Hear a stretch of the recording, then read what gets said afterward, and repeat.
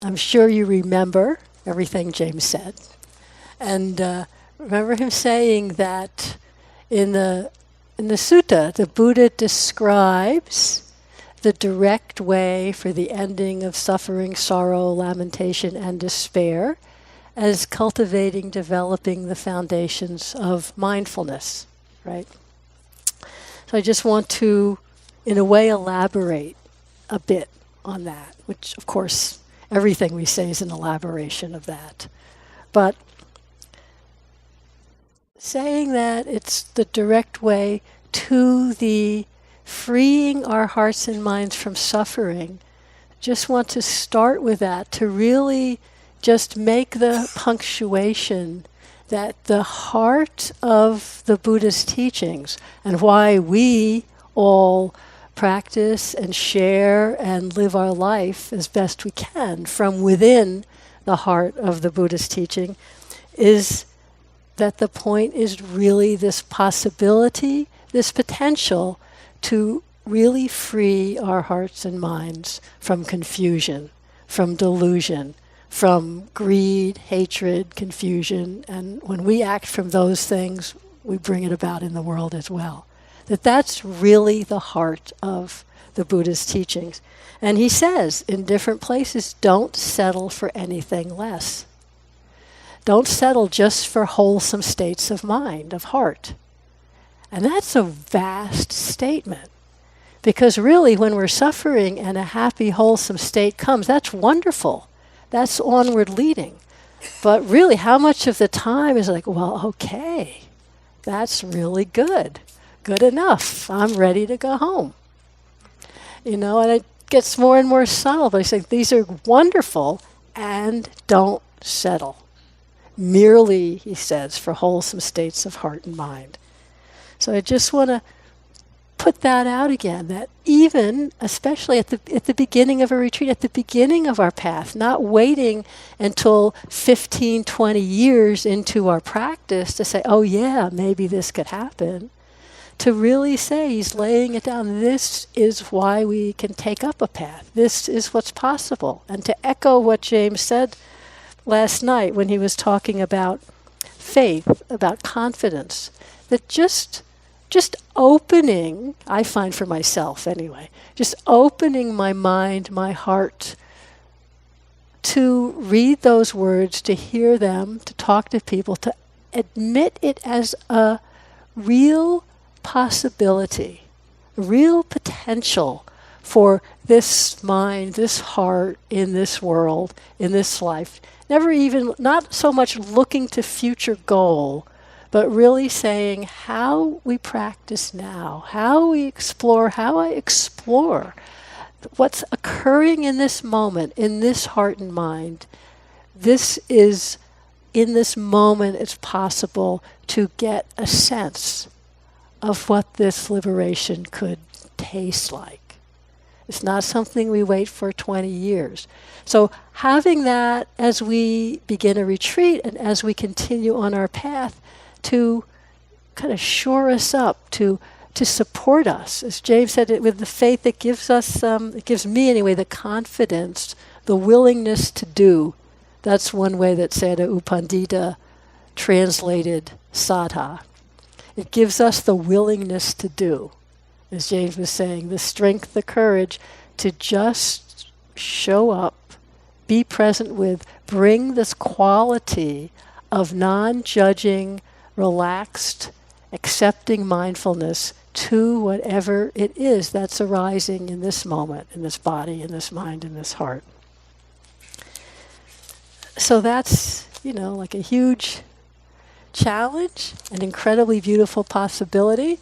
And it's like, in a way, it holds everything. It's like the container, in a way, for everything that we go through in our practice, here in our practice, in our life.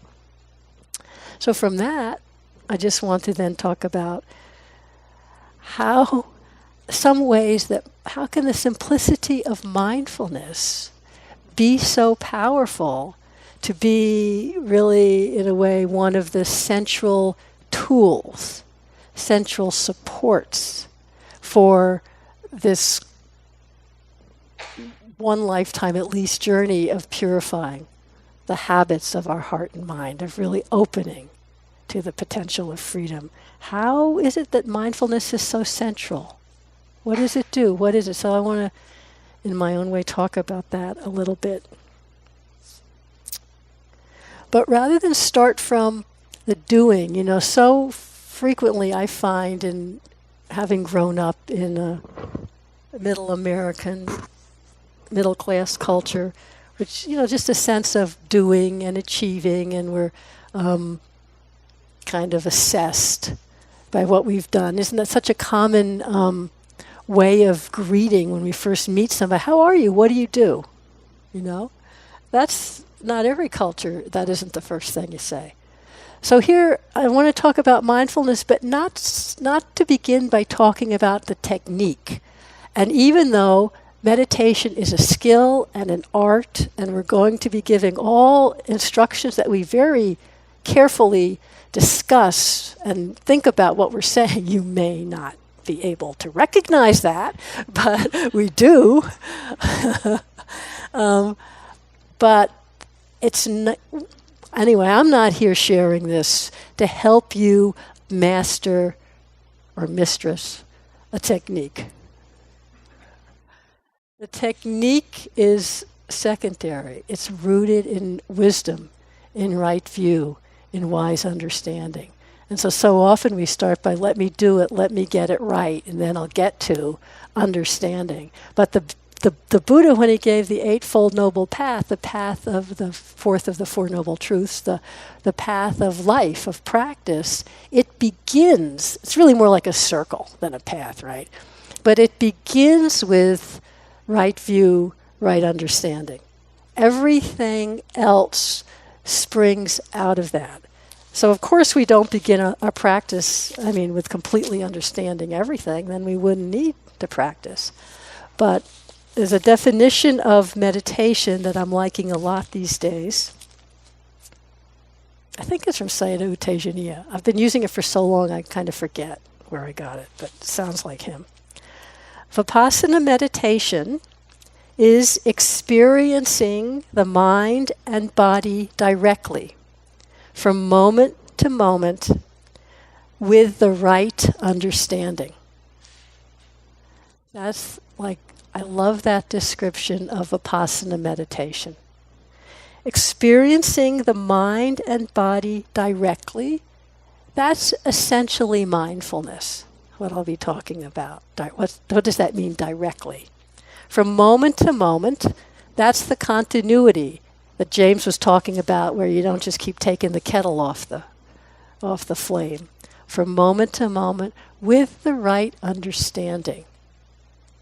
With some sense of wisdom of why we're doing what we're doing, in a way. There's many ways to talk about that, but that's what I want to speak about the rest of this talk. So, what does that mean with the right understanding?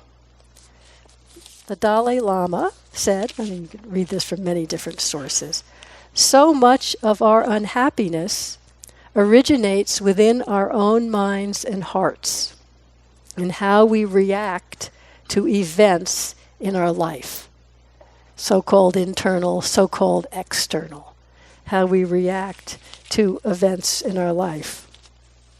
And that's what the Buddha was talking about when he talked about, or spoke about, freeing our hearts and minds from suffering. He wasn't talking about rearranging the world so that nothing bothers us anymore.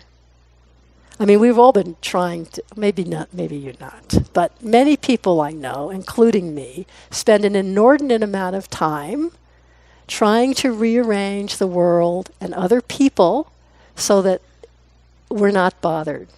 And then more amount of time, if you're kind of like a thinking person like me, rationalizing that so we don't really acknowledge to ourselves what we're doing.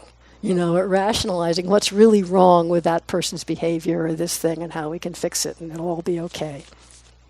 And he's saying just what the Dalai Lama said, seeing that what frees our heart and mind we're not going to be able to fix everything. And we kind of know that on some level, right? But Not really. Don't we somehow think everything's got to get better? I wish everything would get better. But the Buddha wasn't saying wait till everything gets better. What's freeing? What really frees us from the reacting to experience in ways that increases our unhappiness and suffering is literally right view. In other words, recognizing what's occurring in this moment in our mind and body accurately. This to me is incredibly radical. He's saying that the freedom isn't about everything gets reorganized. Even in some ways, we don't get reorganized. It's certainly not as an act of will. But when there's this moment of experiencing the mind and body directly, fully, with complete attention, with the right understanding, in other words, recognizing accurately, without dragging in all our views and concepts and filters, which we mostly don't know we're doing, without that, we see how things are, boom. The suffering reactions don't arise because they don't make any sense. To me, it's so inspiring. And then, of course, really frustrating. Because why the heck can't we just do that? Ehipassiko, he said, come and see for yourself. So that's the miracle of mindfulness, as Thich Nhat Hanh often phrases it. Because in a moment, just one moment, and all that we can ever experience is just this one moment.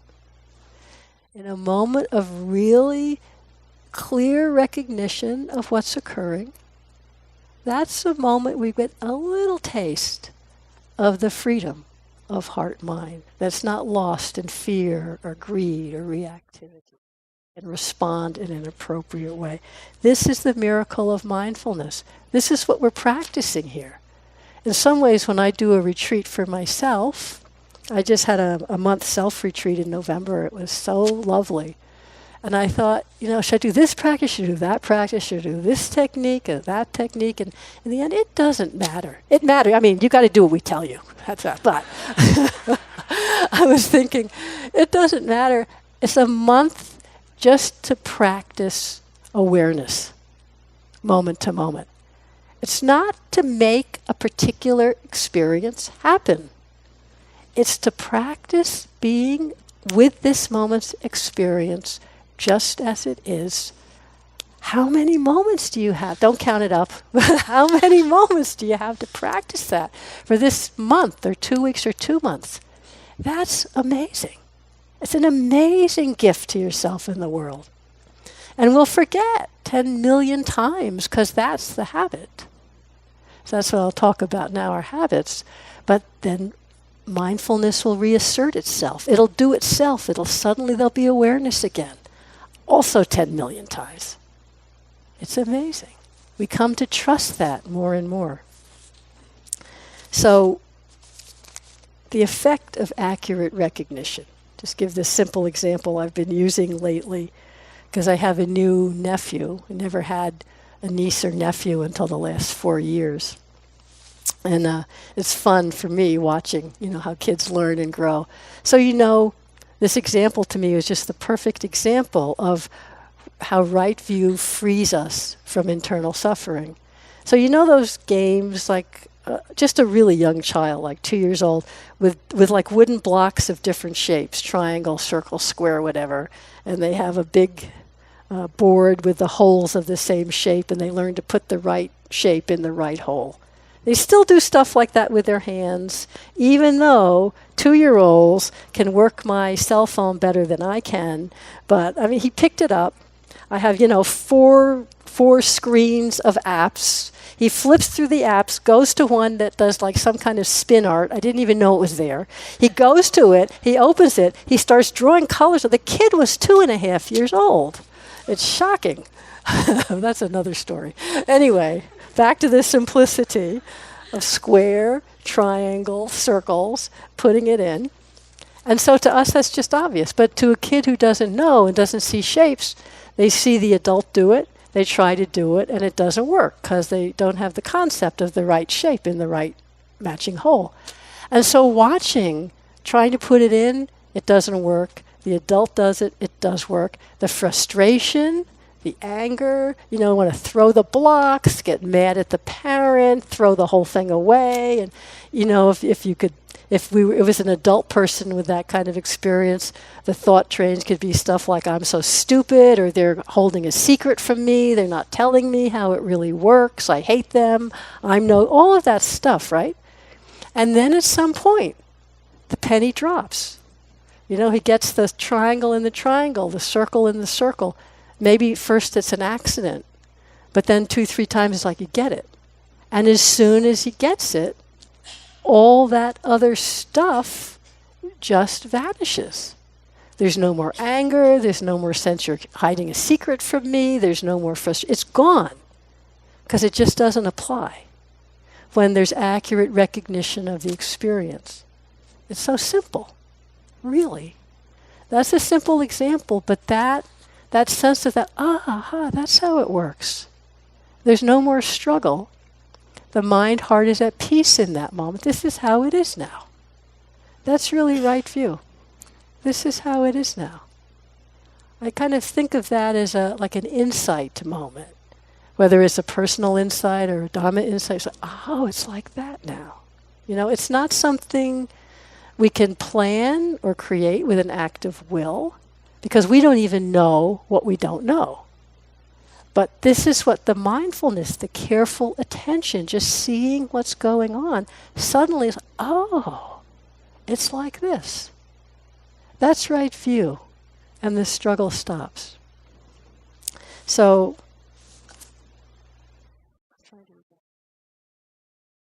something James said, gone. But anyway, when we see things as they really are, what's the effect of that? It's like we don't fight with gravity, right? Gravity's like this, the laws of nature. Somebody said that Dhamma means laws of nature. So for instance, gravity, when we really aren't going to waste our time getting upset, because if we jump off the roof of a building, we're going to fall. We know that. We just, it's like that's just how it is. What is she talking about? It doesn't even make sense. So right view, which is a result of steady, simple mindfulness, is that same effect. We stop fighting with things as they are. Recently, last fall, I had lunch with a woman I've known for many, many years, a dear friend, very wise, deep practitioner, and a mentor and benefactor. And she's now in her early 90s. And she has had a really, really rich and full life over her life. Really very many wonderful things she's done, a very full life. And now she lives in a retirement community, got a retirement facility, So externally it looks like her body's quite frail, and she can walk, but gingerly, and you don't go out and do things so much. She's in her early 90s. So externally, it would look that her life is quite constricted, gotten quite narrow, But she began her introduction to Buddha Dhamma meditation practice, I'm guessing in her mid-50s. I don't really know. She wasn't at all in Dhamma before that. And just devoted herself to it. I mean, even in the midst of her full life, devoted herself to it. Really many, many years of long, intensive retreats and practice and life. And really one of the more profound meditators we know, right? So she said, and it was so inspiring. We were just hanging out, very simple, had a little lunch, nothing, just talked about, she liked my socks. I mean, just very simple and normal. And then she said, this is the most interesting time of my life. This is just so interesting. I said, really? How so? I said, well, for instance, when I'm here and I walk across the floor to the little kitchen, I'm just so mindful presence, just walking across the floor. That's everything. That's what there is. And then when I'm making the water for the tea, just, she didn't say I'm totally there. She wouldn't even make a claim like that. Just saying it's just what there is. It's just everything. It's so interesting. Noticing what's going on in the body, in the mind, whatever I'm doing. The most interesting time of my life. This, to me, isn't just some simple thing somebody's saying. It's like, I'm projecting, but I do know her a long time. It's really the effect of a heart and mind that's quite awake in the moment, and in that wakefulness, that ability to be just fully present with walking across the floor. It means the mind, the heart at that moment isn't distracted by thinking, I used to be able to walk better. It's not distracted by looking for something more interesting, to land in. It's like, okay, but this is so little, I used to have this big house.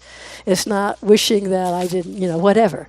Not looking anywhere else for fulfillment, not caught in wanting, not caught in judgment. All that energy is just present without looking for anything, just it's like this now, with total presence and wakefulness.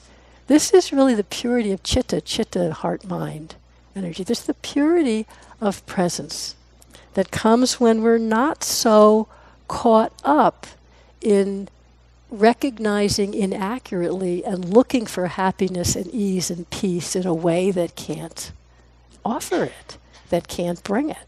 And instead seeing the happiness, the freedom, isn't about any activity or any object.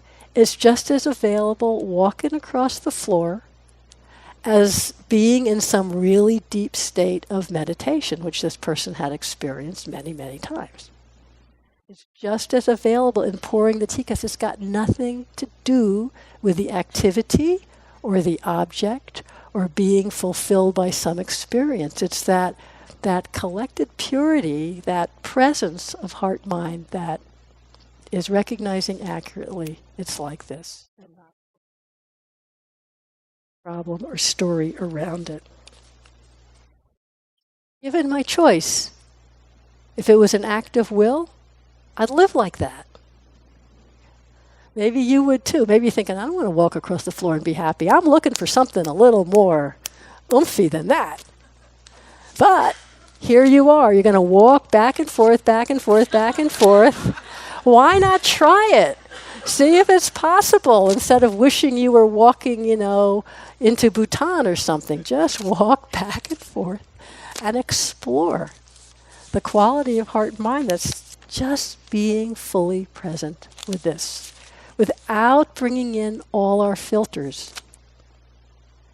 That's why the Buddha talks about right view, the filters over our perception that get in the way of accurate recognition. It's just our human condition.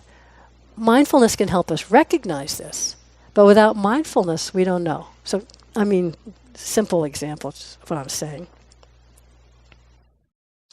Perception is just this recognizing what's happening, feeling a sensation in my foot, or seeing in its light, or hearing a sound and knowing, if I ring the bell, you just hear that sound. But without mindfulness, or even with mindfulness, if we don't recognize it, when we hear that bell, the perception that a bell, whatever our past experience might have been around bells is somehow there, It may be mild, that's a pretty mild thing, but maybe when you were in school, the bells drove you crazy and you hear a bell now and you still tense up. Maybe you see this, you go, that's the most beautiful sound I ever heard. And then you're off thinking about all kinds of things. Where did they get that bell? Or you think, that person who rang the bell, rang it too loud, rang it too soft, they were blah, blah, blah, blah. All this garbage, And this is like just a little nothing thing. But that's normal. We're all the product of our whole life, the conditions of our life, our family, our culture, our schooling, what we've grown up to believe, the way we've been viewing the world. That's inescapable. It's part of being human. And where we get caught is when we don't recognize that it's a filter of view. And we don't even know that there's a filter on how we're perceiving and recognizing and responding. We just think, well, we don't even think that's how it is. We know that's how it is. And now we have also the pain of different people and different cultures from different backgrounds, not understanding one another, feeling threatened, feeling angry, and just not really having, how can we have that sense to say, you relate to the world in a very different way than I relate to the world. Of course, I like the way I relate to the world. It's comfortable. It feels true. Can I know, though, that that's a cultural conditioning? Yours is different. Neither one's right. Mindfulness is just, it's like a stepping outside of the views of all of our cultures. It's really radical in that way. It's a stepping outside of the comfortable, often unrecognized, familiar view of self and the world. And even though there's a lot of teachings from the Buddha, it's not positing another view. The Buddha gave a lot of teachings. There's a lot of descriptions of how the mind and heart works and how the world works. But at the end, he's saying, as Greg and James have said, ehipassiko, look and see for yourself what's true. What brings freedom and ease of heart and mind? What strengthens compassion, love, and connectedness? What strengthens greed, hatred, and confusion? Look and see. And believing what he said, believing what I say, isn't going to free you. It may just give you a way to look. So he's not positing another view. I love that. But just staying or being in the, okay, this is what I think, and I don't know. What's the bare experience right now? That's so freeing, but it's also often not so comfortable. Mindfulness is just practicing this moment to moment. So a simple example is a story I often tell, because I love how this sense of our different world views. So I've spent many years in the winter. I go to Burma with friends, and we go to different nunneries. There's many, many women who are nuns and young girls who are nuns, very poor, many of them, rather simple in terms of different kind of education from what I had here in the West, say. And in that, it's the world view is very, of the nuns that I know, is very classical Buddhist worldview. Different realms and devas and hell realms and all of that. So that's just the worldview. So we were there once and we were doing,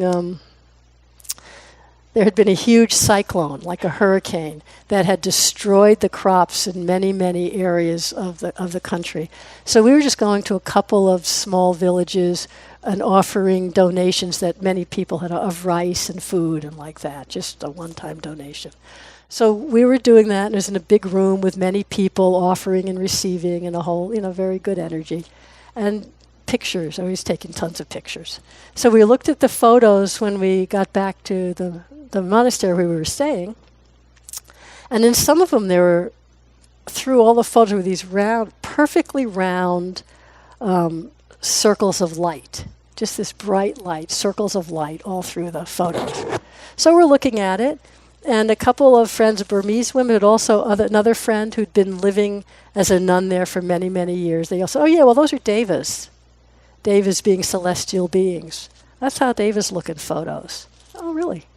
And then another friend who has equally been there also many years, but she's a scientist. She's from a medical background and a PhD scientist. So she looks at it and goes, well, that's some refraction of the light and some water in the lens and then all this stuff. And we're like, oh, yeah, it could be, huh? Who knows? But she's positive. So we're like, which is which? And I could see how my mind, I didn't have a big investment, but my mind goes, yeah, right, refraction of the lens, water in the lens. Of course, I don't go right to its devas. So we weren't getting in fights, but there was that. So we left it. Then later I looked on my computer and I had some photos from a different camera, same thing. and circles of light all over. Different, oh, that's interesting. Maybe there was Davis. The thing is, who knows? Who knows? But each coming from the particular background, really sure that's what it is. So we'd show the pictures to people back at home in Barrie, and there's some scientific kind. Oh yes, that's blah blah, light, refraction, whatever. Other people really kind of more faith-based. Oh no, that's Davis. That makes sense to me. Some years later, 2-3 years later, the scientist woman, friend, she went to Ramana Maharshi's ashram in Tiruvannamalai in southern India. And there's a sacred mountain, Mount Arunachala there. I find it a very powerful place. And on every full moon, it's done that people come from all over India to circumambulate the mountain. It's a whole huge, quite some miles to do the whole thing. And when we talk about people coming from all over India, we're talking hundreds of thousands of people. Like maybe on this particular full moon night, it was some special one. She said they were estimating 1 million people. We're talking a lot of people coming from all over with great faith, circumambulating this mountain at night. They do it at night. So she sent me a photo, which I haven't been able to find again. There was just perfect balls of light all over that photo. She said, I give up. I give up. But maybe it's Davis. Who knows? Who knows? So when Greg does his chant, his David chant, I love it, and we don't have to posit what's true or what isn't. But seeing the sense of knowing the filters, that's fine. We're human. We're all going to have those filters. It's not a problem when we recognize it. So then to say being mindful, if I was looking at the photo, it would really be not needing to make an assessment or a story at all. I'd be aware of seeing. I'd be aware of the mind thinking. I'd be aware of liking or disliking or whatever. That's what's occurring in this moment. Then if I had a memory of Davis or whatever, I'd be aware of that thought and that memory.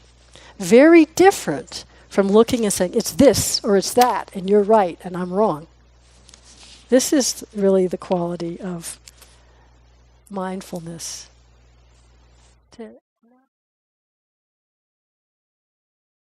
That's kind of how it works. The power of mindfulness is just this willingness to completely land for just a moment. It's like this now.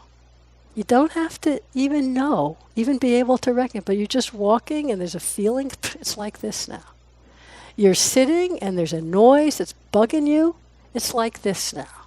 Now that doesn't mean you suddenly like it. It's like this now means I feel really annoyed. It's like this now. Annoyance feels like this. It's just relaxing into, with fullness of presence, just what's occurring in this moment. Again and again and again. We like it, we don't like it, but not needing to make the story. The sense of just opening with wonder, the sense of discovery. Each moment is new and fresh. It doesn't mean we love each moment, but it means we're not in struggle. We're not fighting. And then there's the possibility to recognize accurately. Because what gets in the way of recognizing accurately is the habits of mind of aversion. Right away we don't like, we push away. There's no way to even be fully present. We're already, holding the situation at a distance.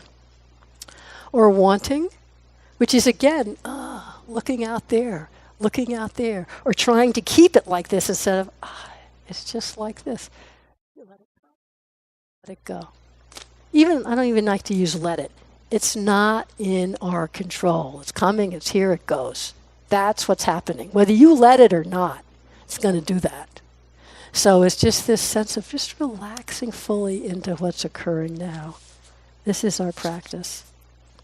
And it's not easy.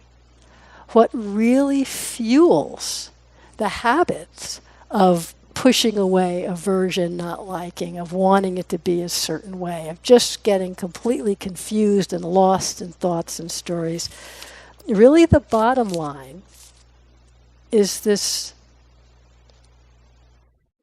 creation in the moment to moment of relating to any particular experience as being me or mine. I just read this just the other day. I was reading something from Dingo Khyentse Rinpoche, and I thought he gave a very pithy explanation of this. So I'm going to read it.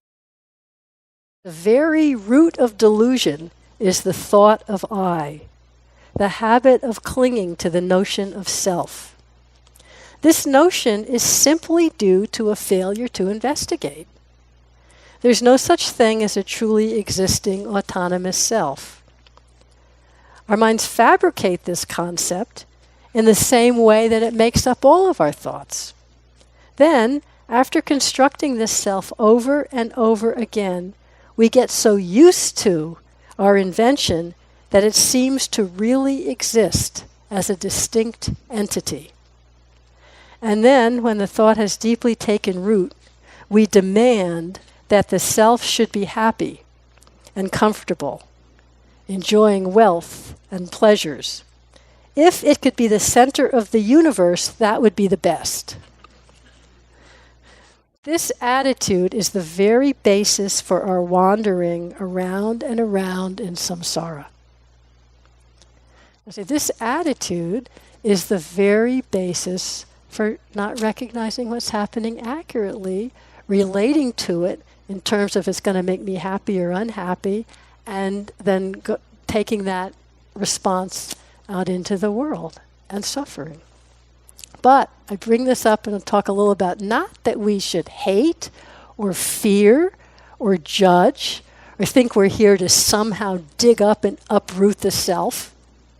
As he says, and Ramana Maharshi says the same thing, that the self exists just because it's not investigated. So you don't even have to go investigating self. The steady moment-to-moment mindfulness, what's happening now? What's happening now? It reveals things the way they are. It's not like have an active will now, you're going to go out and stop creating sense of self. I'll tell you right now, you're not. But it's simply another thought, another experience that can be met with mindfulness, as with anything. So it's nothing to fear or to hate or you think, I'm so bad, I have such a strong sense of self. You hear people say that. I hear people say that. And then you listen to it and like, it's just like, a loop, an unfinished loop. It's like, oh, sense of self is like this right now. Simply another arising experience. So I'm trying to take the mystery out of it and don't make it a big bugaboo. But starting to see when we don't recognize, that's the strongest filter that blocks accurate recognition, right view. It's the kind of like at the core habit of life. It's just a habit of mind. It's just a habit of thought that unrecognized or recognized but taken personally and reacted to, leads us into all realms of confusion and suffering. So, back to that definition of vipassana, experiencing the mind and body directly, moment to moment, with the right understanding. Meaning, not that you can come in, or any of us can come in, I'm giving up sense of self. I will no longer have that thought arise, and when it does arise, I won't believe it. We can't do that. But the right understanding is just starting to recognize we don't have to take experience so personally. Even the sense of self is just a habit. So, whatever's arising, when we're taking it personally, you know how that feels, right, to take it personally. But what's going on? One of the ways the Buddha describes experience, and explore this as we go through the days, What are we experiencing? Seeing, hearing, smelling, tasting, touching, physical sensation, and the whole mental world, thoughts, emotions, perceptions, the whole mental world. Those are like 6 things that just keep happening over and over and over. The mental world is, of course, much more complex, and it constructs whole stories about whatever it is that's occurring. But notice, if you're walking, there's many sights and sounds and touches on the body and thoughts that come. They're just coming and going. No big whoop, right? And suddenly there's a sight or a sound or a thought that the next moment of mental energy grabs that thought. It really it's me or it's mine. That particular thought has become personal. Simple. Like today I was walking outside and I felt chilly. So the moment-to-moment experience was a sensation of walking, coolness, chilliness, kind of a contraction in my body. Felt like that's the experience. Then there could be just that. It could be unpleasant. There could be a thought it's chilly, noticing all of that. No big deal. Then it's chilly. It shouldn't be like this. I should have worn another sweater. What if I get sick? Blah, blah, blah, blah, blah, blah, blah. But the whole thing has become contracted and all about me. And then it takes off into the infinite universe. Have you noticed that? It doesn't usually stop with one thought. I'm cold and it's not good for me. Okay, la, la, la. Usually goes. That's taking it personally. How can I? It doesn't mean you can't go put on a sweater. I'm not saying that. But so much of the time, it moves immediately into aversion, into wanting, into stories of me, into taking it personally. And often when difficult stuff's happening, we get really lost in self-blame, in self-judgment, taking it personally. And so when we're saying, recognizing what's occurring with the right understanding, when you're experiencing something that's, say, difficult, say aversion's coming up, or fear's coming up, taking it personally would be somehow thinking, it's my fault, or it's me, I have to fix it, especially when we're seeing unpleasant stuff. As James said, the whole world of difficult stuff will come, the whole world of beautiful stuff will come. When we take it personally, awareness in that moment kind of ends there. It stops, and it's all about how can I hold on to this, how can I get rid of this, how can I fix everything so it keeps being, and we don't recognize accurately. Recognizing with right understanding is that whatever's arising, there's conditions. Everything arises due to the conditions that were coming before. We can't see all the conditions. I mean, just sitting here, there's the conditions that go back to the Big Bang that led us all to be here. You can't ever really stop somewhere. But we can't say it's all about me. And so when we start to see, okay, say aversion's arising, instead of thinking, another sign of what an aversive person I am, it's hopeless, I better do metta from now till the end of time. Instead of that, there's the possibility, aversion's like this now. Awareness just notices it without making it personal. Notice it arising, and then just being there without all the extra, that experience of the coldness, noticing the shivering, noticing that's unpleasant, noticing the mind doesn't like it, and when there's not awareness of that not liking it leads into aversion, leads into a whole story of aversion. Oh, that's how it works. So mindfulness lets us see how all this works. And when we see how it works, when we can drop the triangle block into the triangle hole, we don't have to throw the blocks. We don't have to hate the parents. We don't have to get all whacked out because there's aversion or wanting going on. We can see what's happening. Take our refuge in the awareness, in the mindfulness, not in having the perfect experience to make it okay. So just starting to bring this up, not that we have to get it all, but, Sumedho, Ajahn Sumedho, I find him a wonderful, inspiring teacher. He's American, isn't he? An American man who's been a monk in the Ajahn Chah Thai tradition for many, many, many years. And I heard him say once, thought you shouldn't talk about in teaching or in practice that the concept of no permanent self, the concept of Sakkaya Ditthi, personality view, grabbing hold of any experience and making a me or a mine out of it. That's what I was just describing, personality view. That shouldn't be talked about until you've been practicing for a long time because it's too subtle. But he realized that's crazy.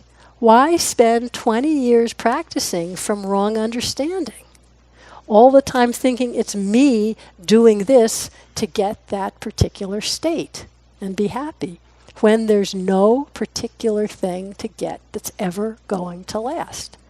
And to think the happiness isn't about my personality being happy or getting a thing, but about, as I described with my friend, just the purity, the simplicity of total presence, recognizing things as they are and not adding extra.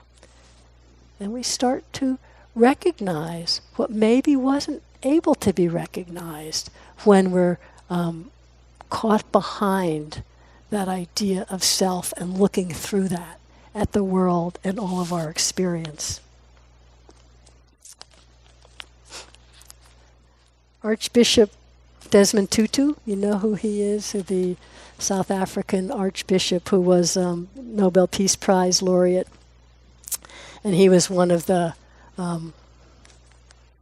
chair people after apartheid ended in South Africa, one of the chair people of the Committee for Truth and Reconciliation, very powerful person. Anyway, he's describing an African concept, he said, a concept that we have at home, the concept of Ubuntu. It says a person is a person through other persons. Ubuntu says when I have a small piece of bread, it is for my benefit that I share it with you, because after all, none of us came into the world on our own. You realize that in a very real sense, we are part of a profound complementarity. It is the nature of things. You don't have to be a believer in anything. I mean, I could not speak as I am speaking without having learned it from other human beings. I learned to be a human being from other human beings. We belong in this delicate network. It is actually quite profound. Unfortunately, in our world, we tend not to recognize this until times of great disaster. So I'm just offering that as a possibility of perceiving in a whole different way that isn't me at the center and everyone else out there. But that's not something we do with an act of will. It's really where the trust in this steady, simple, moment-to-moment mindful awareness of just whatever's arising, where this becomes so powerful. Because when we start looking for what we think we should see, we're already in some kind of wanting and some kind of moving away. But to say, for example, experience Ubuntu complementarity as he describes, I can't think my way into that. It may have been something my thinking mind would never have come up with. But when the filters of me and other and wanting isn't arising in a moment, then things as they are is accessible, is perceivable. The filters may come back again in the next moment. And a good clue that that's happening is we're going to start feeling stress again. We're going to start feeling some tension, some wanting, some discontent. Don't take that personal. Say, all right, so what's going on? Content feels like this. Whatever's occurring in this moment, that's the only moment there is. That's the doorway to present moment awareness. And the steadiness of present moment awareness is the condition that allows clear-seeing wisdom to arise. So to me, that's a huge relief. It's not that I or you have to generate wisdom. In fact, you can't. But it's the law of nature That when there's steady, non-judging awareness, suddenly the clarity, oh yeah, that's the triangle, it fits in the triangle. It just arises naturally. We can trust that. This is where the tool of the steady mindfulness, awareness, is so powerful, because it's something we can recognize and practice again and again and again. If we can trust enough to let that land in whatever it is that's happening, rather than continuing to get sucked into trying to organize what's happening to match some idea we don't even know we have.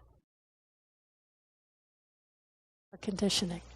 But there's just a moment of recognition. We're not dragging in the past and the future, and it's just the sensation of warmth on my foot. It's enough. So I just want to end with what it's like.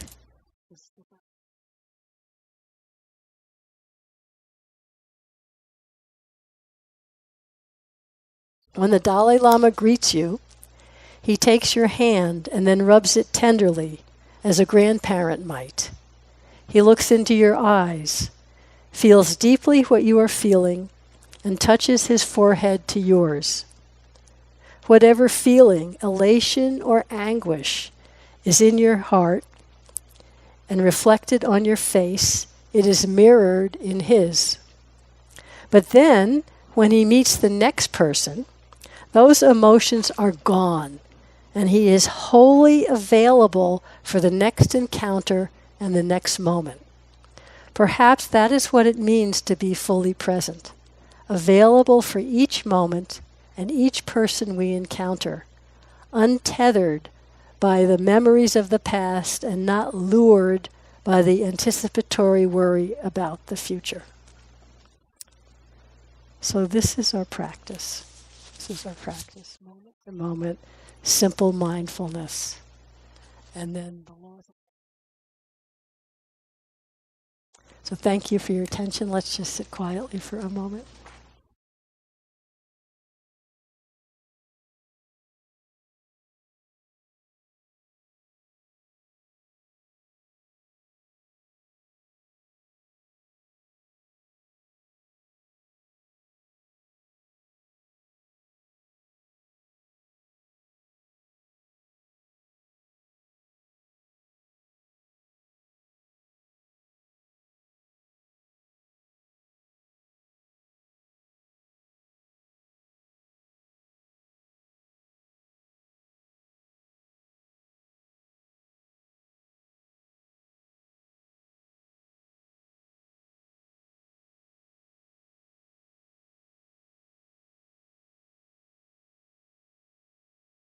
About 35 minutes for walking and then the sitting and chanting together.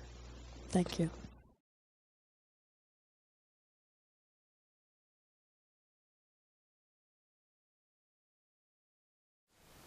Thank you for listening. To learn how you can support the teachers and Dharma Seed, please visit dharmaseed.org/donate.